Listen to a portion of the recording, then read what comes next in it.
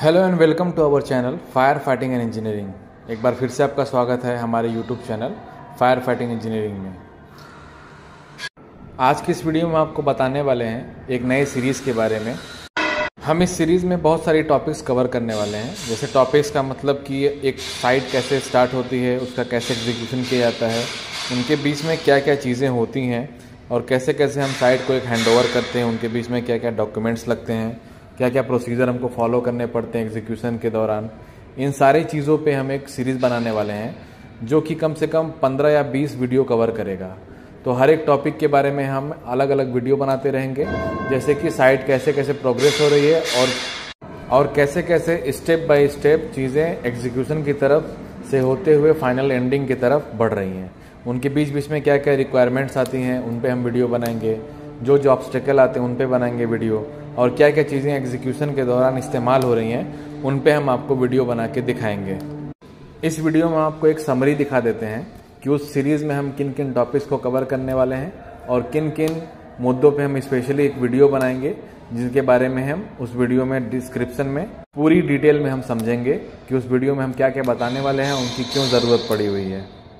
अब चलते हैं एक बार उन टॉपिक्स के बारे में बातें कर लेते हैं कि किन किन टॉपिक में हम वीडियो बनाएंगे और क्या क्या बातें उसमें हम आपसे शेयर करने वाले हैं। तो सबसे पहले अगर हम बात करेंगे, सबसे पहले एक वीडियो हम बनाने वाले हैं। इस वीडियो के बाद ही वो वीडियो हम अपलोड करेंगे, जो कि है साइट सर्वे के ऊपर। जब भी हम किसी साइट पे जाते हैं तो सर्वे के दौरान किन किन बातों पे हमको ध्यान देना चाहिए, कौन कौन सी बातें हमको नोटिस करनी चाहिए, वो सारी चीज़ें हम उस वीडियो में बताएंगे। और साइट के सर्वे में हम ये भी दिखाएंगे, हम एक साइट पे जाएंगे जो कि हमारा साइट अभी स्टार्ट हुआ है, और उस साइट में हम सर्वे करके आपको दिखाएंगे कि किन किन चीज़ों को हमने फोकस किया हुआ है और किन किन चीज़ों पे हमको विशेष ध्यान देना पड़ता है। तो वो पार्ट हो जाएगा साइट सर्वे का कि किन किन टॉपिक्स पे, किन किन बेसिक चीज़ों पे हमको स्पेशली ध्यान देना चाहिए, कि जो कि काम में के बीच में ऑब्स्टेकल या फिर जो भी हमारी चीज़ें होती हैं उसमें काम में हैम्पर डालता है, उन सारी चीज़ों पे बहुत ही बारीकी से ध्यान देना चाहिए। तो उस पर हम एक वीडियो बनाएंगे जिसमें साइट सर्वे रहेगा, साइट पे पूरा वीडियो रहेगा कि साइट पे क्या क्या चीज़ें दिखाई जा रही हैं, उन सारी चीज़ों पे हम डिटेल में डिस्कस करेंगे उस वीडियो में।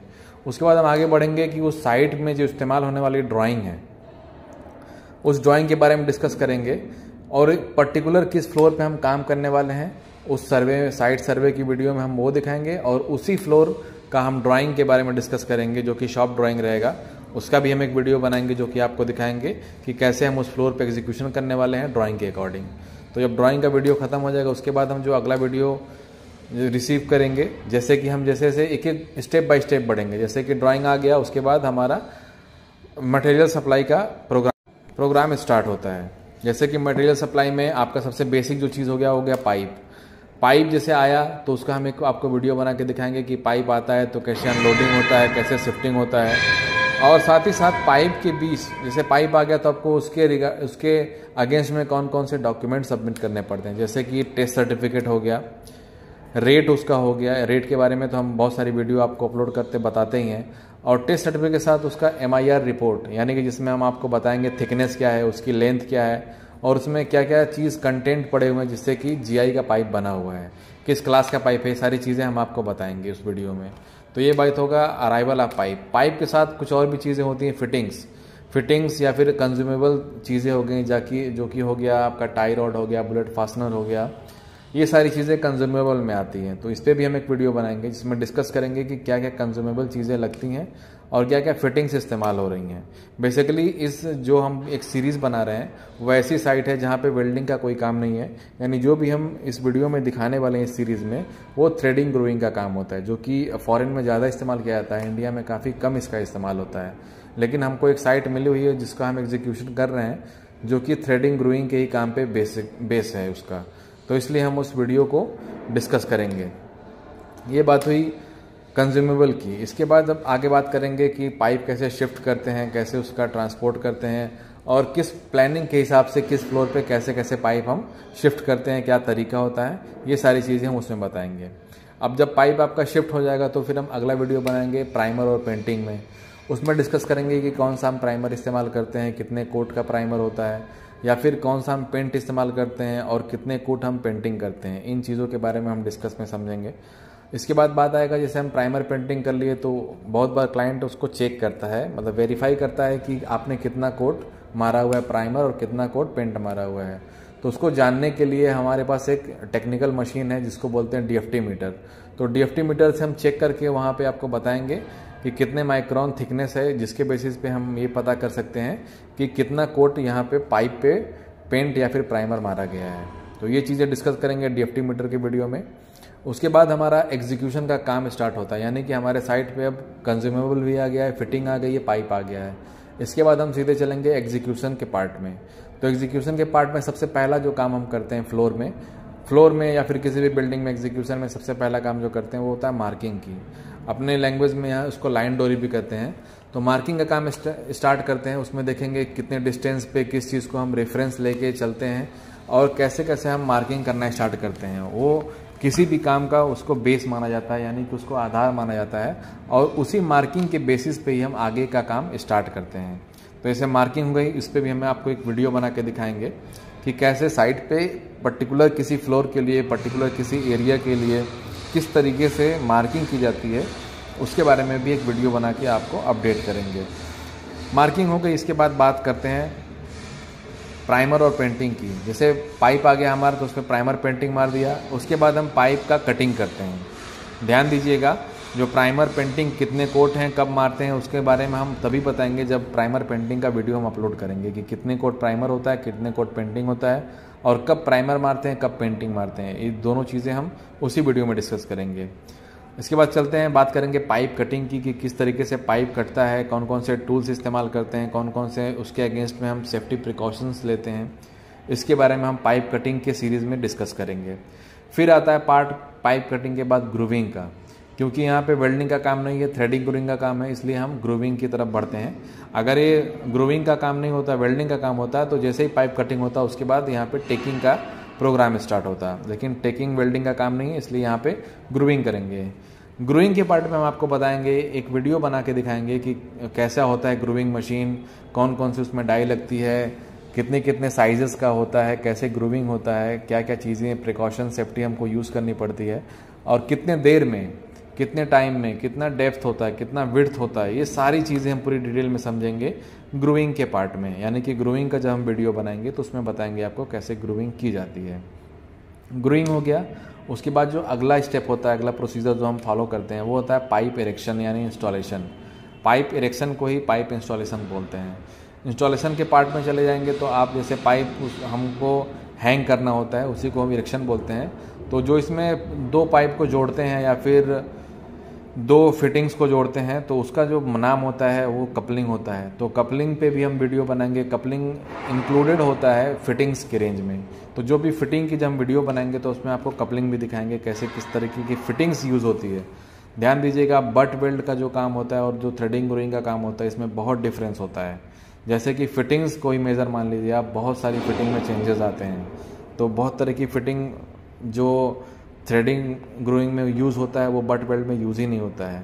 तो इस पर भी हम वीडियो बनाएंगे, उसको आपको ध्यान देना पड़ेगा कि कौन कौन सा फिटिंग यहाँ पे इस्तेमाल करते हैं।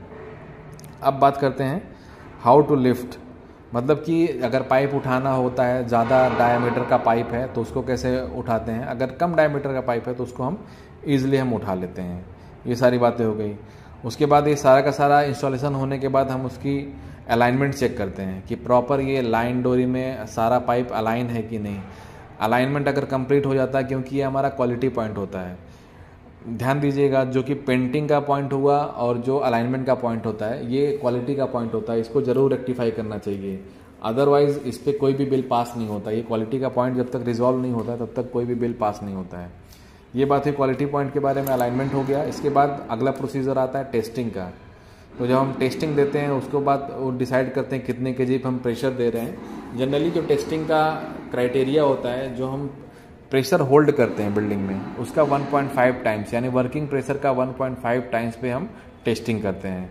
तो हम टेस्टिंग का भी आपको वीडियो बना के दिखाएंगे कि किस तरीके से हम पर्टिकुलर फ्लोर की टेस्टिंग कर रहे हैं और हमारे सामने क्या रिजल्ट आ रहा है, टेस्टिंग कितने घंटों के लिए की जा रही है और कितने केजी पे प्रेशर दे रहे हैं, कौन सा पानी दे रहे हैं, कहाँ कहाँ पे कनेक्शन दे रहे हैं। पूरा जो टेस्टिंग का सेटअप बनाया जाता है उसके बारे में हम डिस्कस करेंगे और वीडियो में दिखाएंगे। उसके बाद लास्ट में हम बात करेंगे डॉक्यूमेंटेशन की। जितने भी हम प्रोसीजर फॉलो कर रहे हैं या फिर जो भी मटेरियल हम साइट पे डिलीवर कर रहे हैं उसका एक प्रॉपर डॉक्यूमेंटेशन करना चाहिए। डॉक्यूमेंटेशन सबसे ज़्यादा इंपॉर्टेंट पार्ट माना जाता है किसी भी एग्जीक्यूशन में। अगर आपके पास डॉक्यूमेंटेशन नहीं है तो आपके पास किसी भी चीज़ का कोई भी प्रूफ नहीं है। जैसे कि अगर टेस्टिंग की बात कर लेते हैं तो टेस्टिंग में जो हम प्रेशर गेज इस्तेमाल कर रहे हैं, जो एयर रिलीज वॉल इस्तेमाल कर रहे हैं, वो प्रॉपरली कैलिब्रेटेड है कि नहीं। कैलिब्रेटेड है तो उसका कैलिब्रेशन सर्टिफिकेट लगता है। अगर हम टेस्टिंग कर रहे हैं तो टेस्टिंग मशीन जो हमारी आ रही है, जो कि हाइड्रोलिक मशीन बोलते हैं, उसका प्रॉपर कैलिब्रेशन हुआ है कि नहीं, उसके साथ प्रॉपर गार्ड है कि नहीं, इन सारी चीज़ों पे हम डिस्कस करेंगे। ये सारा का सारा सीरीज़ में जितने भी वीडियो हम आपको 15-20 वीडियो बना के दिखाएंगे, अगर वो सारा का सारा वीडियो आप देख लेते हैं, उसको फॉलो कर लेते हैं, तो आपको किसी भी एग्जीक्यूशन पार्ट में कोई भी दिक्कत नहीं आने वाली है। क्योंकि हर एक वीडियो में हम पूरा डिटेल में समझेंगे कि कौन सी चीज़ कब फॉलो कर रहे हैं और कौन सी चीज़ कैसे फॉलो की जाती है। जैसे डॉक्यूमेंटेशन का अगर आप एग्जाम्पल लेंगे तो हम आपको प्रॉपर फॉर्मेट बना के दिखाएंगे कि क्या चीज़ें कैसे हैं। साथ ही साथ एक चीज़ इसमें मिस हो गया जो कि है BOQ, कि क्या रेट पे क्या डिवाइसेस, कौन कौन सी चीज़ें हैं जो कि हमको यूज़ करनी है। तो BOQ में रेट भी होता है, उस पर भी हम बहुत सारा कमेंट आ चुका है कि मार्केट में क्या रेट चल रहा है पाइप इंस्टॉलेशन का, वॉल्व इंस्टॉलेशन का, स्प्रिंकलर इंस्टॉलेशन का, हाइड्रेंट वॉल इंस्टॉलेशन का। ये सारी चीज़ें इस वीडियो में हम डिस्कस करेंगे। आगे की वीडियो जो हम बनाएंगे उस सीरीज़ में हम बताएंगे कि क्या चीज़ें कैसे हैं।